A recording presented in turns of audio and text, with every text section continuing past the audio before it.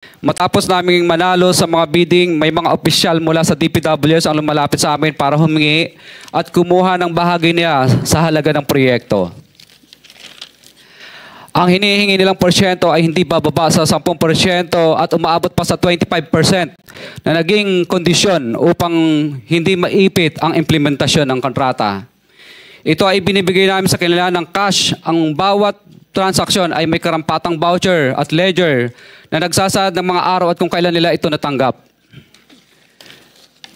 Ilan sa kanila ay sina Terence Calatrava, former Undersecretary of Office of the Presidential Assistant of the Visayas of the Philippines, Kong Roman Romulo of Pasig City, Kong Jojo Ang of Uswag Ilonggo Party List, Congressman Patrick Michael Vargas of Quezon City, Kong Juan Carlos Arjo Aitaide of Quezon City, Nicanor Nicky Briones of AGA Party List, Congressman Marcelino Marcy Teodoro of Marikina, Congressman Florida Robes of San Jose del Monte, Bulacan, Congressman Leandro Jesus Madroño of Romblon, Congressman Benjamin Benji Agarao Jr., Congressman Florencio Gabriel Bem Noel of Anwaray Party List, Kong Leo de Ode Tariela of Occidental Mindoro, Congressman Reynan Arrogancia of Quezon Province, Kong Marvin Rillo of Quezon City, Kong Teodoro Haresco of Aklan, Kong Antonieta Yudela of Zamboanga Sibugay, Kong Dean Asisio of Caloocan, Kong Marivico Pilar of Quezon City. 21. Mayroon ding mga kinatawa ng ilang politiko na nakikipagtakbo sa amin upang manghingi ng porsyento kapalit ng mga porsyento ng mga proyekto. Ang mga porsyentong ito ay 25% ay ipinipilit sa amin bilang karaniwang kalakaran na wala akong kakainang tanggihan.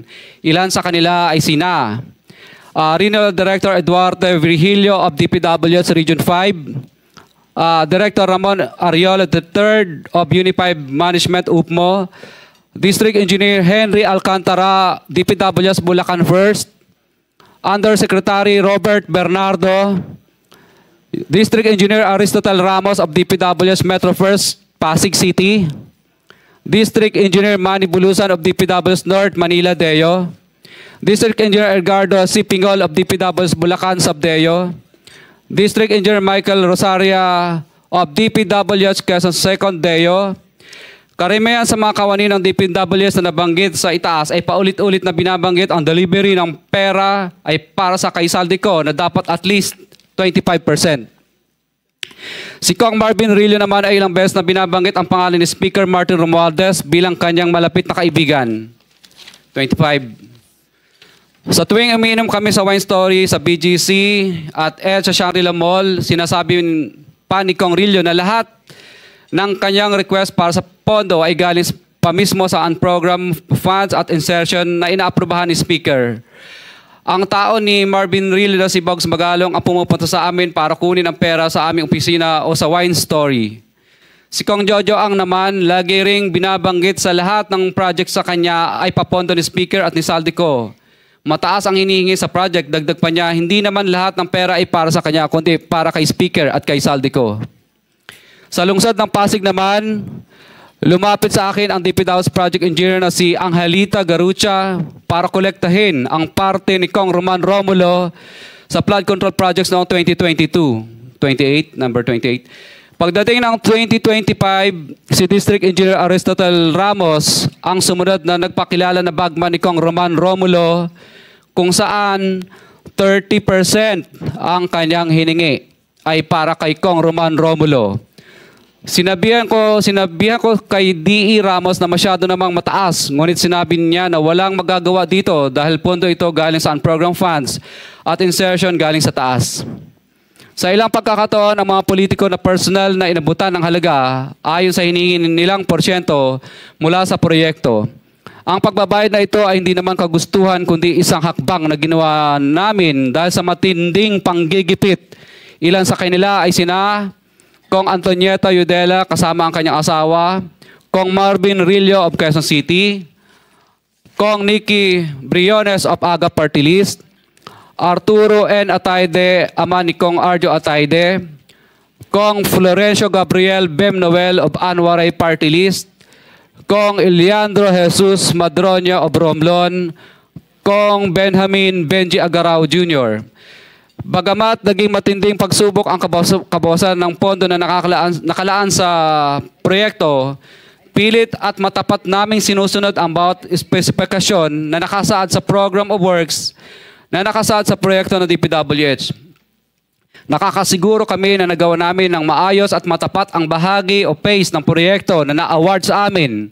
Sa katunayan, hindi kami mababayaran ng DPWH kung hindi ito dumaan at pumasa sa maraming material testing na naaayon sa design ng DPWH. Ina-assess at ini-inspect ng DPWH ang bawat proyekto base sa natapos na parte o accomplishment. Napilitan kami na i-absorb ang kabawasan na ito na nagdudulot ng maliit na kita o pagkalugi sa ilang projects. Para makabawi, dinadamihan na lang namin ang partisipasyon sa mga projects. Taliwas sa mga lumalabas na may mga impormasyon sa publiko, hindi kailanman kami gumawa ng ghost projects. At masugid kami nag-i-inspect sa lahat ng aming mga natapos na projects. Handa po kaming tumistigo ng walang pilit at kusang loob bilang state witness at sabihin ang lahat ng nangyayaring katiwalaan ng Kamara, DPWH at iba pang mga kawani ng gobyerno upang gawin ang tama. Kami ay lubos na humihingi ng tulong sa Senate Blue Ribbon Committee na pinamumunuan ng buting Chairman Senator Dante Marcoleta at kay President Bongbong Marcos para sa proteksyon at seguridad ng aming pamilya. Ang salaysay na ito ay kusang loob namin ginawa at walang sino mang pumilit na gawin ito. Sa katotohanan ng lahat ay nilagdaan namin ang salaysay na ito ng kusang loob at walang pumipilit. Sign, Pacifico of Vizcaya, nagsasalaysay. Notaryado po.